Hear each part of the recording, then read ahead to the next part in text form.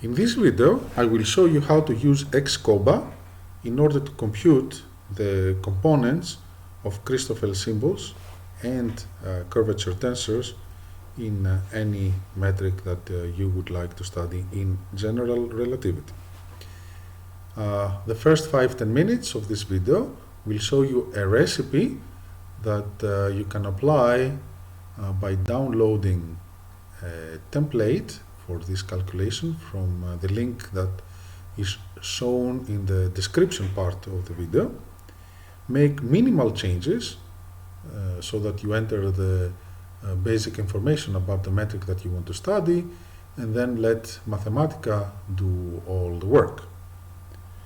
After I describe to you the recipe and show you a couple of examples, then I will spend the rest of the time dissecting the commands in this template so that you will be able to use it in a more flexible way according to your needs. So go ahead and download the notebook from the link in the description of the video and open it with your Mathematica, and you will see what is shown here on the screen. So the only part that is relevant for the calculation and might need some change is the information in this cell. So unless you want to change the dimensionality of your manifold, in that case you have to make a small change here. All you will have to do is to play with this cell and then let Mathematica do the calculation. So as an example here, I will show you how to compute for the Friedmann metric. So you have to define this list of scalars that are the coordinates. In our case, there are t, chi, theta, and phi. Then if there are some scalars involved, you have to define them using def scalar function. Here we have the expansion parameter a, which we define it to be the scalar function a scale. And then you have to define the components of the metric in an ordinary matrix, which is called here G matrix. So this is not a tensor object, just a matrix of the components. So in this case, this is a diagonal matrix. So I use the Mathematica function diagonal matrix to put all the components of the metric here.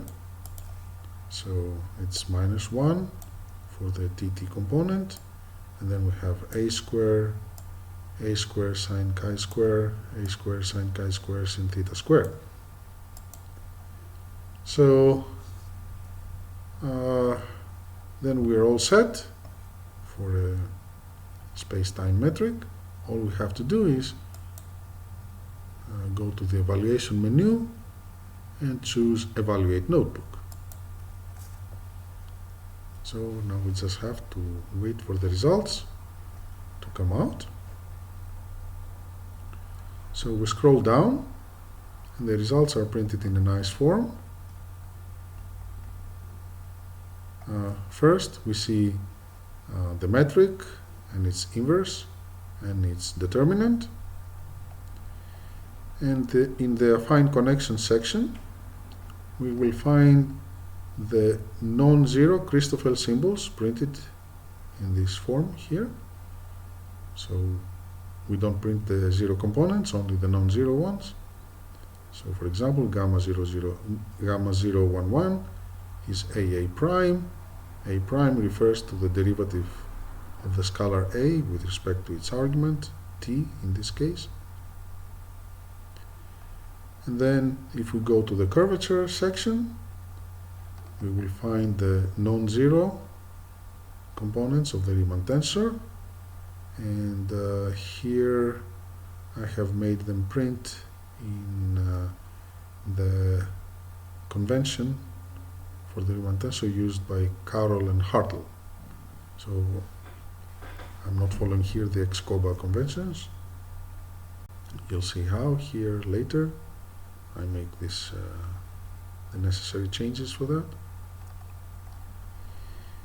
And then we see the non-zero components of the contravariant Riemann tensor, of the covariant Riemann tensor. Here is the Ricci tensor, just the non-zero components, of course. The Ricci scalar, or the curvature scalar. And then we see the Kretschmann scalar, or the R-square scalar. It's given by this expression here. The non-zero components of the Einstein tensor, and the non-zero components of the Weyl tensor, which are none. And this is what you will see if any of those tensors is equal to 0. You will see no component printed here. Then in the final section, we print out the geodesic equations. So here are the equations printed in a way that will be the same for all coordinate systems. So that is the tangent vector of the geodesic, U0, U1, U2, U3. Be careful here, this is U1 square, it's not U12. And here the equations are printed in a nice form for the names of the coordinates that we have chosen. I will not show you how to change this in the simple recipe. So for other metrics here, you have to figure out how to do the necessary changes. But I will dissect it later in much detail and show you how to do that if you are patient enough to watch the whole video. And these are the geodesic equations in terms of the coordinate functions. Now let's see what you would have to do if you had to study a different metric instead of the Friedmann metric. So, as I have promised, except for the last part of the geodesic equations, the only part of the notebook that you have to change is this one. And if you study a manifold of different dimension, also don't forget to change the dimension of the manifold here. So let's show an example for the Schwarzschild metric. So we get rid of the scalar A, but we define a constant that will correspond to the mass in the Schwarzschild metric. We call it mass, and we make it print it nicely with the print as option here. So we change the components of the metric here,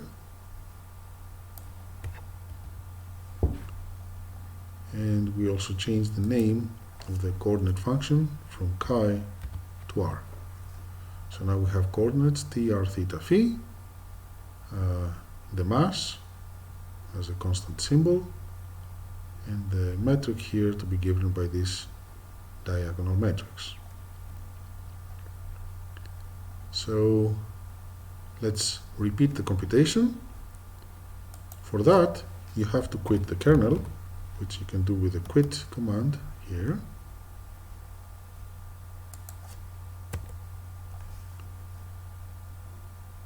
I delete the cell so that it will not be re-evaluated.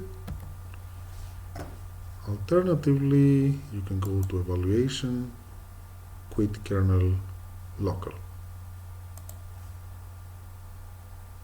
So now we are ready to repeat the calculation, evaluation, evaluate notebook.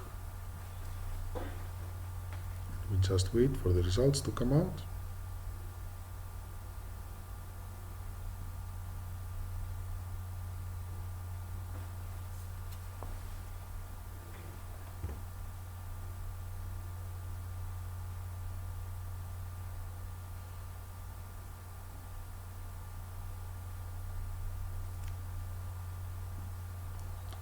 So as we're scrolling down, we see the new results.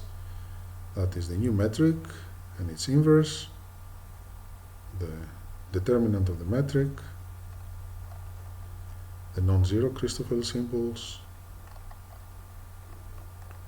non-zero Riemann tensor components,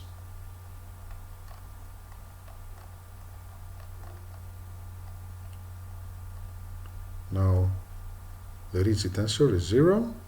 Well, of course, Schwarzschild metric is a solution in the vacuum, so R min must be 0. Same is true for the Ricci scalar, but the Kretschmann scalar is not 0,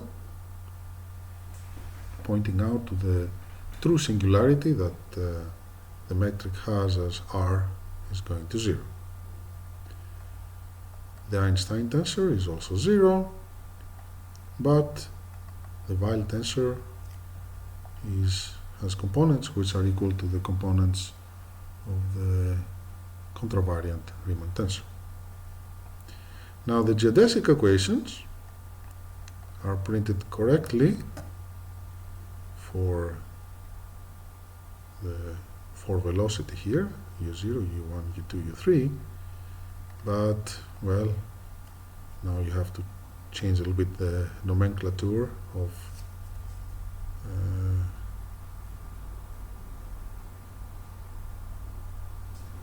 for the coordinate functions, or make the translation here chi going to R, and then you don't have to do anything. So, but I will show you later how to change this section here to make the equations printed out more nicely and consistently with the chosen coordinates. So that's it. That's the recipe. You can apply this recipe to any metric that you would like to study. If it is a four-dimensional space-time metric, all you have to do is change the information in this cell.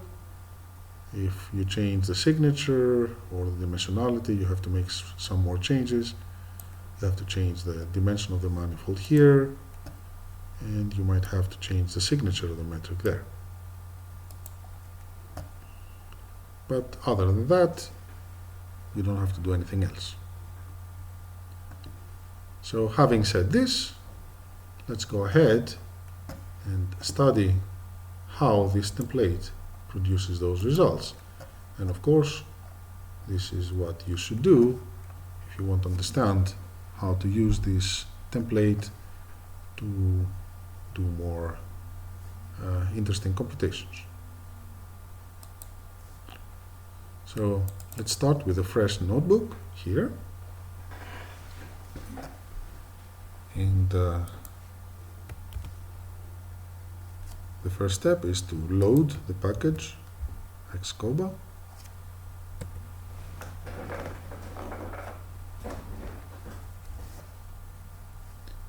And then define a manifold M. It's a four-dimensional manifold.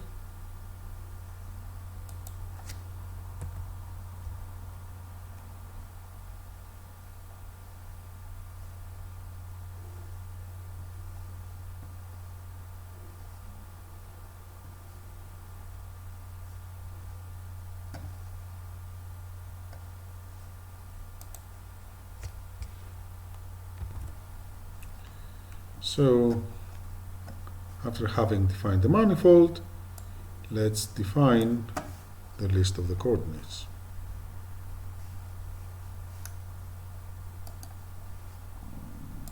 So we use the symbol coords for the list, and you see that it is important, as we have explained in the previous xCoba video, that the coordinate functions must be scalars in the notation of the X-tensor package.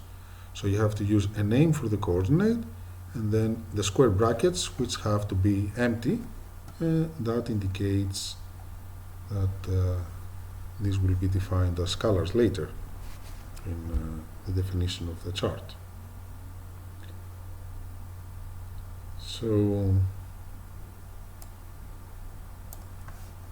we will need the scale parameter here. So we define it as a scalar function. We make it printed as the symbol A, just for looking nice. And then we define the matrix that contains the components of the metric. So G matrix is not a C tensor object, and it's not a tensor in xCoba. It's just an ordinary list that can be seen also in a matrix form this way.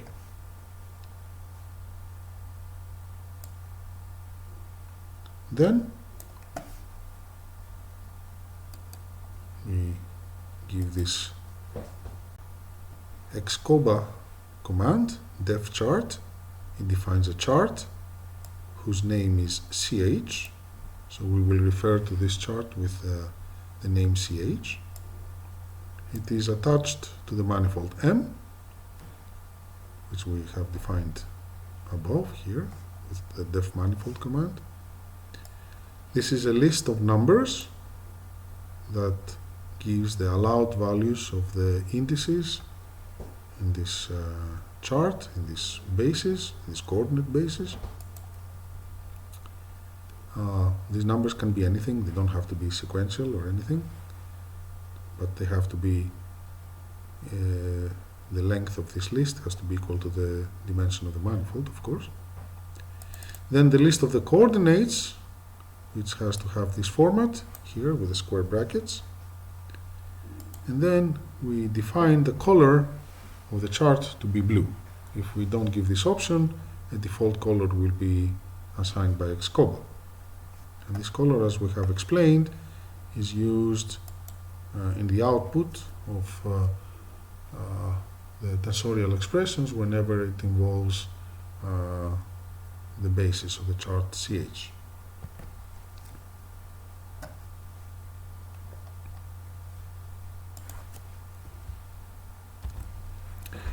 So there is a lot of work done under the hood by this def chart function. Some of it is displayed in the messages here.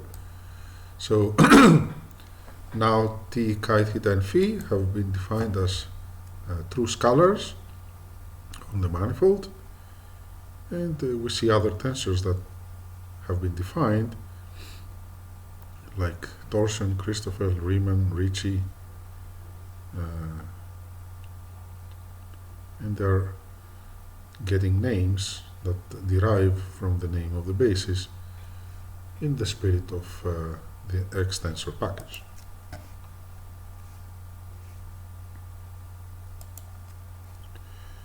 Now, in order to make a metric whose components in this basis is given by G metric, we have first to define a C tensor object whose component is given by G matrix. Now C tensor is a U02 tensor, and that is determined by the fact that we use the name of the chart here with two minus signs, which means that those two indices are downstairs.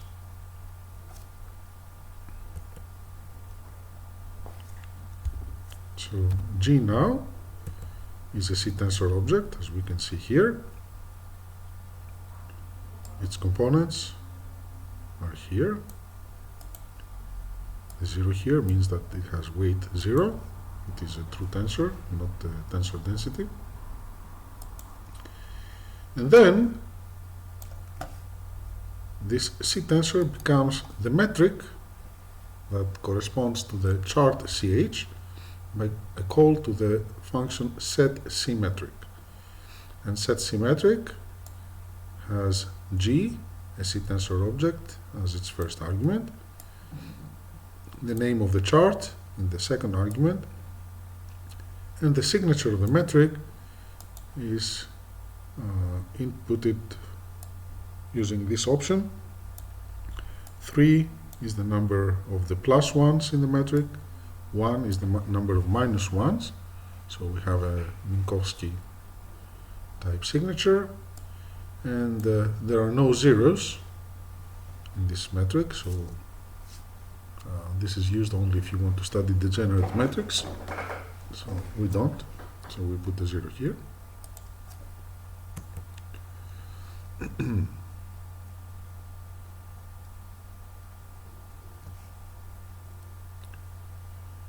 And the next step is to define the covariant derivative that is compatible with the metric G. We use the name CD for covariant derivative.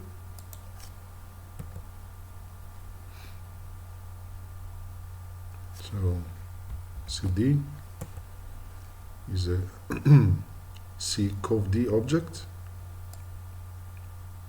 as we have seen in the introduction to X Coba video. So we can have access to the components of the metric using the component array function. Remember that in order to use it, we have to use basis indices here that have information both about the nature of the index, upstairs or downstairs, and the basis that it corresponds to. So that will give us an ordinary list of the components of G in a matrix form, and you see how this looks. Of course, this is nothing but the G matrix that we computed before, but we can use component array, for example, to compute the components with the indices upstairs, which are the components of the inverse metric. So in this way we obtain the components of the inverse metric. The determinant of the metric can be computed using the function determinant. This is a C-tensor object with no indices, so that's why the last square brackets here are empty. And this is the determinant. It has those two tildes there, showing us that this is a tensor density, not a true tensor. We can see that explicitly if we omit the square brackets and see the input form of this object, the determinant. So you see it has this as component. There are no indices, so the list of indices is empty. But now you see the last argument here is 2, indicating that this is a tensor density with weight 2. Now, if you want to compute an ordinary expression for the determinant, you can use component array and obtain the components as an ordinary matrix, and then use the Mathematica function det that computes the determinant of a metric to obtain here an ordinary expression and not an object.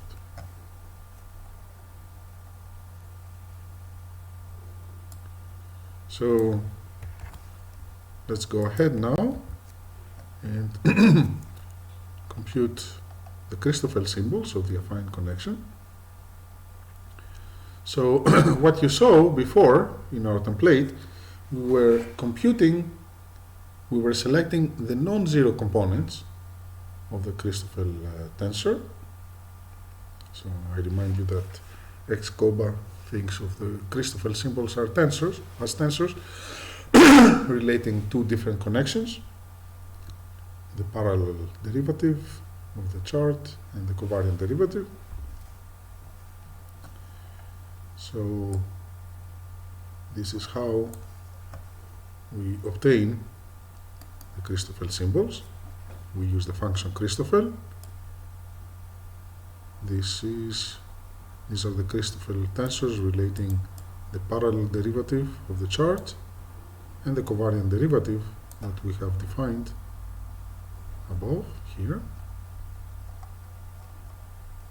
the CD, using the covariant derivative of metric function. Now this will give us the Christoffel symbols in an expansion of the basis. But we can obtain its components by using component array. So this gives us all the components as a list. If you use matrix form, you can see them arranged in a two-dimensional setting. But this is not exactly what we want to do. This is not what we want to do. We just want to select the non-zero components and figure out to which indices they correspond to.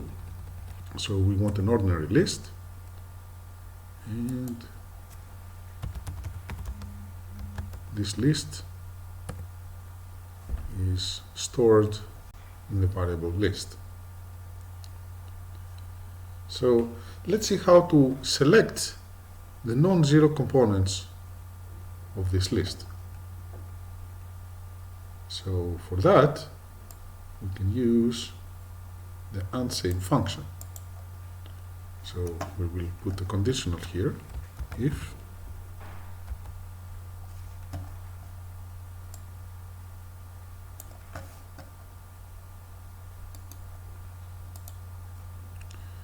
so this is a logical, so we'll do that for all I, j, and k's. So we will construct a table with all these ifs. And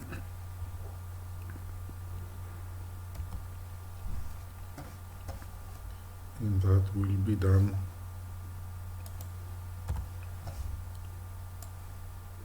for all possible values of I, j, and k.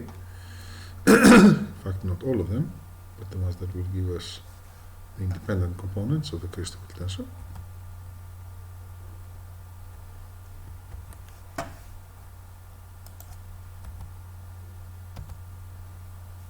So let's see what we will do in here. So I, j, and k take integer values between 1 and 4, 1 and 4, and k takes values only from 1 to j, because the Christoffel symbols are symmetric if we change the last two indices. So here, as a first step, let's get the non-zero components. So we ask this function to return the ijk element of the list of all the components of the Christoffel symbols only if this is unsame from 0. So you see what we get here. We get a list that has all the elements here that are non-zero, but whenever it encounters an element that is equal to 0, it returns nothing. So there is a null here.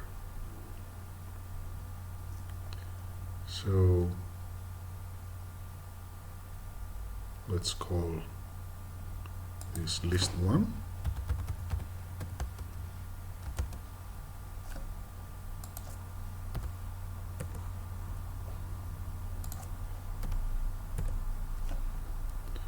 So let's extract all the non-null elements here. So the first step is to take this list and flatten it out. So you see here we don't have a list of lists. Now we just have a list of all the components. So we get all the nulls and all the non-zero elements. And what we will do now is that after we flatten the list, we delete all the elements that are null.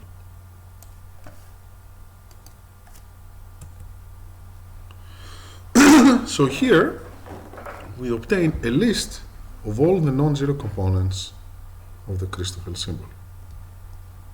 Now, of course, this is useful to know, but that does not help us understand to which components of the Christoffel symbol those non-zero elements correspond to. So we have to calculate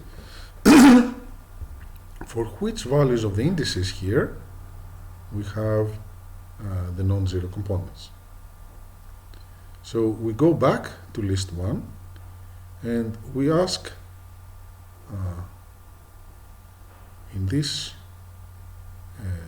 table here to have not only the value of the non-zero components, but to also have the value of the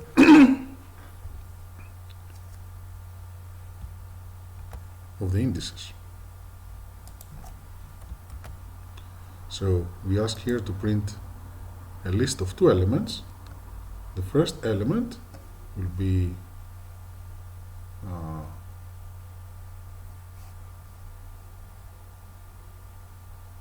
this one here.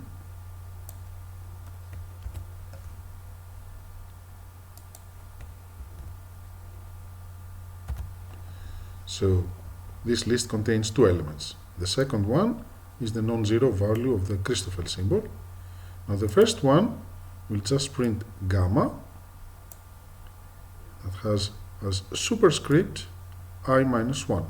So I is the first index, so it will have a superscript, and the range of I here is from 1 to 4, but we have the convention that indices go from 0 to 3, so we actually put I minus 1. So that will be later subscripted by the other 2 indices, j minus 1 and k minus 1. So if we do that, let's see what we obtain. So now we obtain a list that for all non-zero elements, we have this, we have that, so there are pairs of a symbol that contains the indices of the non-zero component and the value of the non-zero component. So let's repeat this. So now we obtain a list that has pairs of component names, component values, component names, component values. So now what we actually want to do is to partition this list in pairs. So we use the function partition here.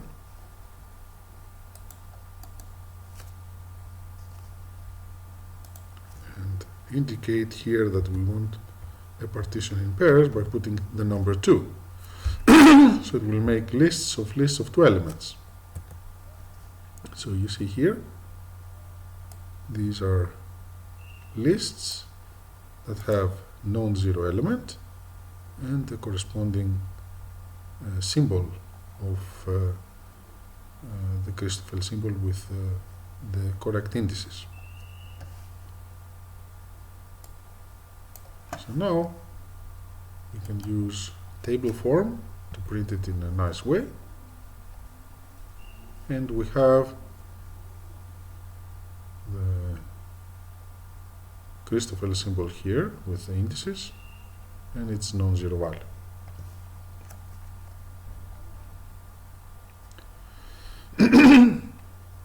So let's work now with the curvature tensors.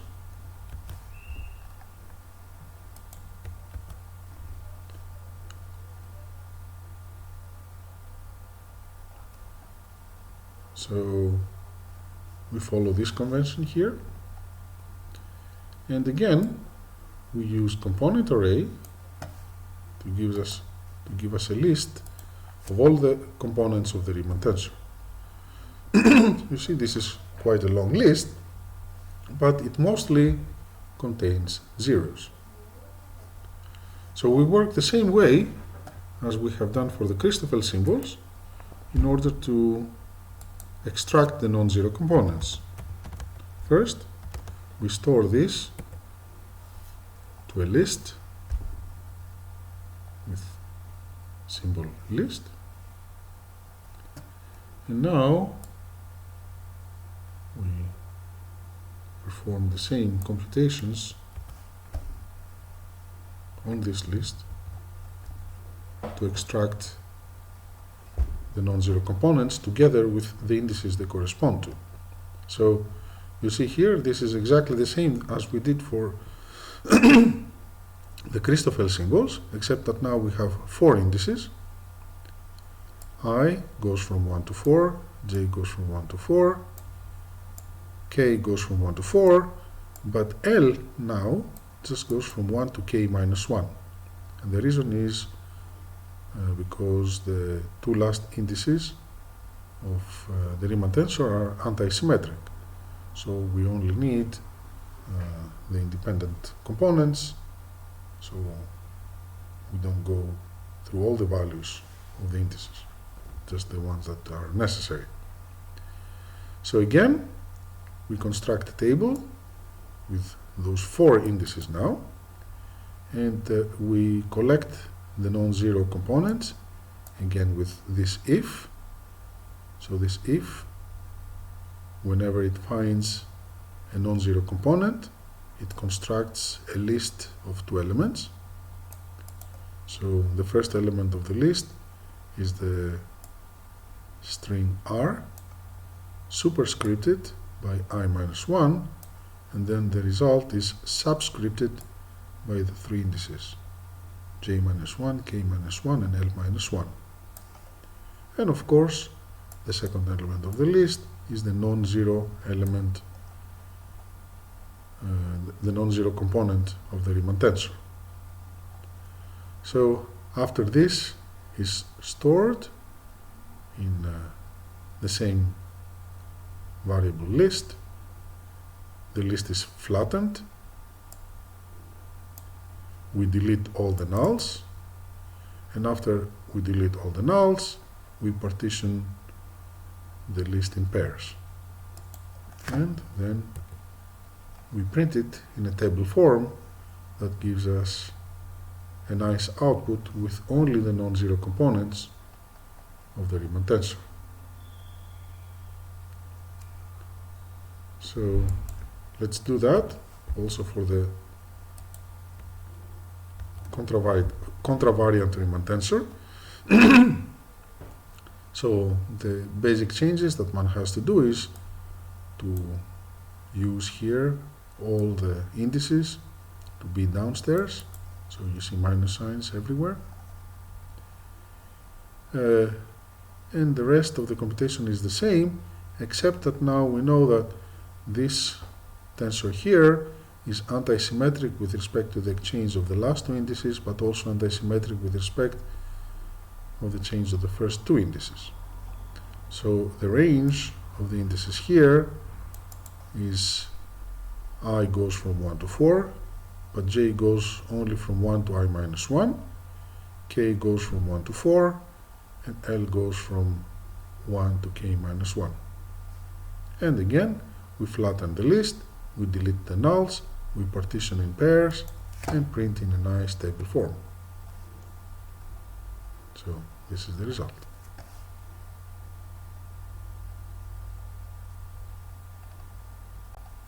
Now, Let's take a look at the Ricci tensor.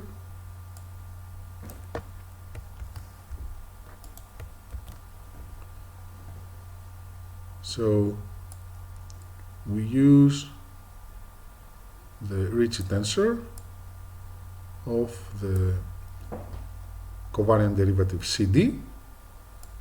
We get a list of its components. We use two indices downstairs. There are two basis indices. They come in pairs.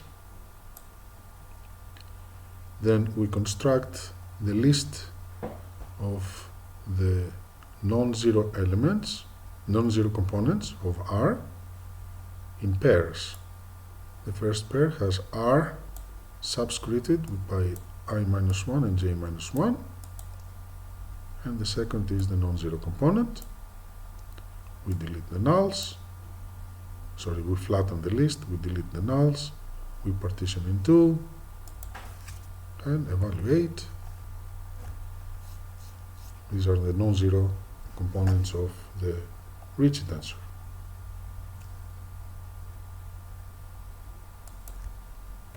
The Ricci scalar can be obtained directly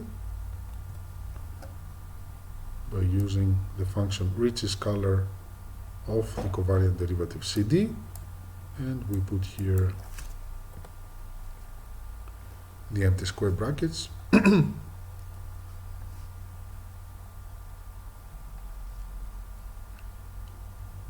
Now we do the same work for the Einstein tensor. That is similar to the work that we have done for the Ricci tensor, except that we use Einstein CD instead of Ricci CD for defining the list, and we use the symbol G for printing the results. Everything else is the same, and we obtain all the non-zero components of the Ricci tensor. And for the Weyl tensor, we compute the same way that we did for the Riemann tensor with all the indices downstairs. We use Weyl CD to access the components of the Weyl tensor in this chart, and we use C as a symbol for its components. Everything else is the same. Well, in this case, the Weyl tensor is identically equal to 0. So now let's work out the geodesic equations.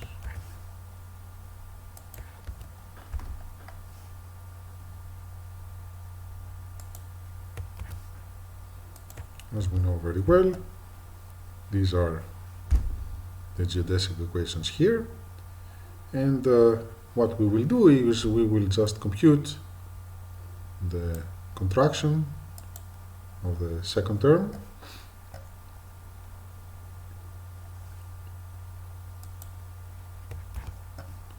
So we will need an abstract tensor here.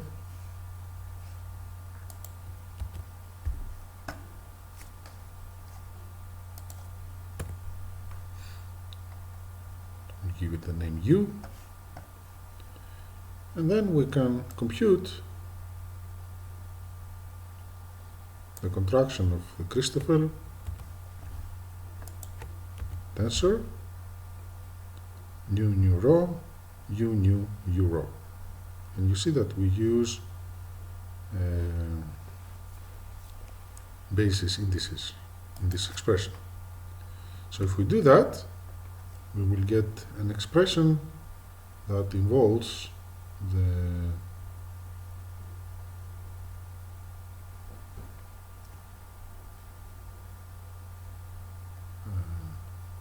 basis of 1, 2 tensors. Now we want to extract only the components.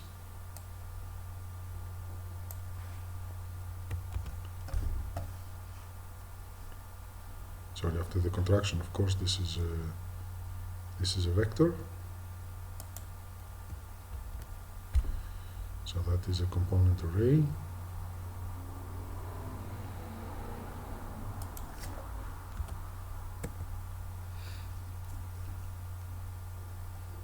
So we obtain this list.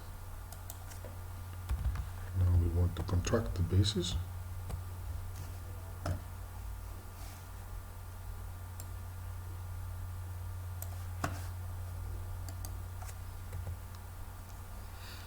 So we obtain a better and more simple result.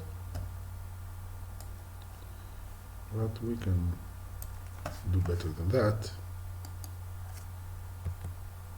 by simplifying the expression. So this is a list with the 4 geodesic equations. We name it as GEQS.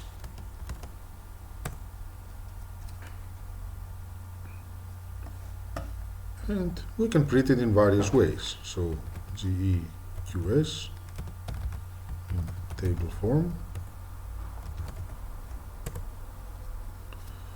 will give us the second term here, and we can write it down if we want. But we can print it in a nicer looking way by formatting the output a little bit with the function print. So here what we do is we print the string d by d tau, and then we print the component of the u vector I minus 1. I goes from 1 to 4, and then we put this second term in parentheses. So we put the string plus left parenthesis, then the corresponding list element. I remind you that I goes from 1 to 4, doesn't go from 0 to 3. So I is put here to select a list element, but the component here must be I minus 1. Then we just add the string right parenthesis equal to 0, well, just to make it look prettier. So you see the geodesic equation in this form. That's more than enough, but let me show you how to make it print nicer. So let me define a scalar function here.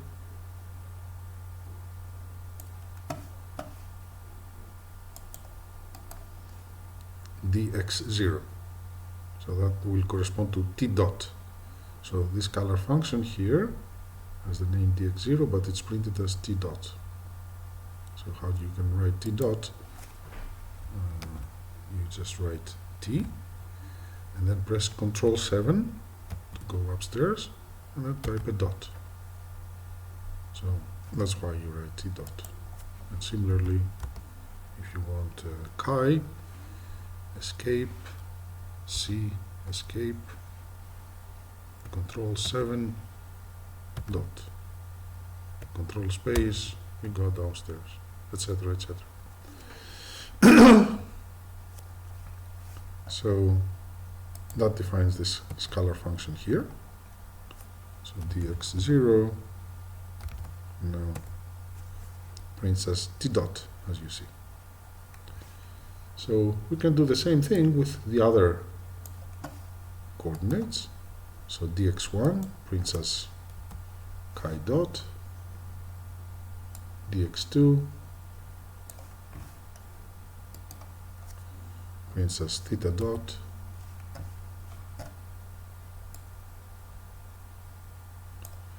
dx3 prints as phi dot.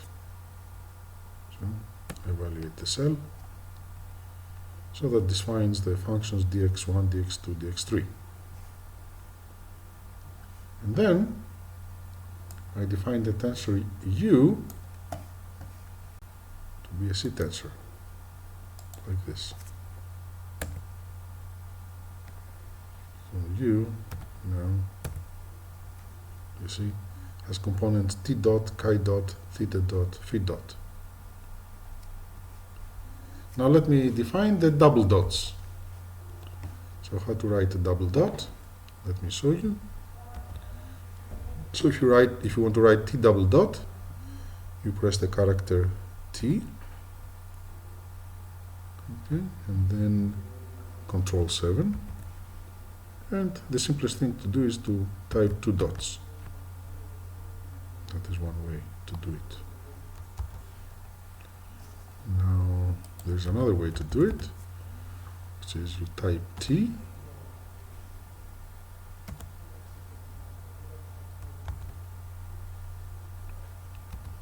Control 7, and then backspace. See if I remember it correctly, double dot,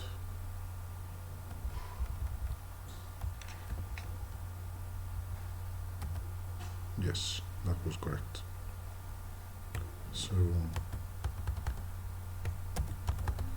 if you write down double dot, that will translate to the 2 dot symbol. So now it's easy. We just define 4 new scalar functions: d dx0, d dx1, d dx2, d dx3, which print as t double dot, chi double dot, theta double dot, phi double dot.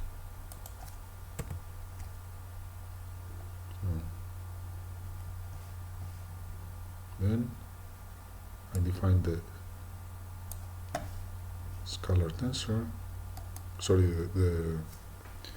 the vector du to comprise of those scalar functions, d dx0, d dx1, blah blah blah. And then du is a C-tensor with components t double dot, chi double dot, theta double dot, blah blah blah.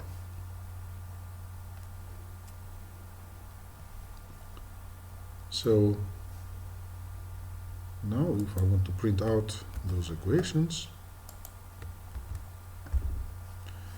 I define gx as before, nothing different. So they are the components of the Christoffel tensor contracted with UU.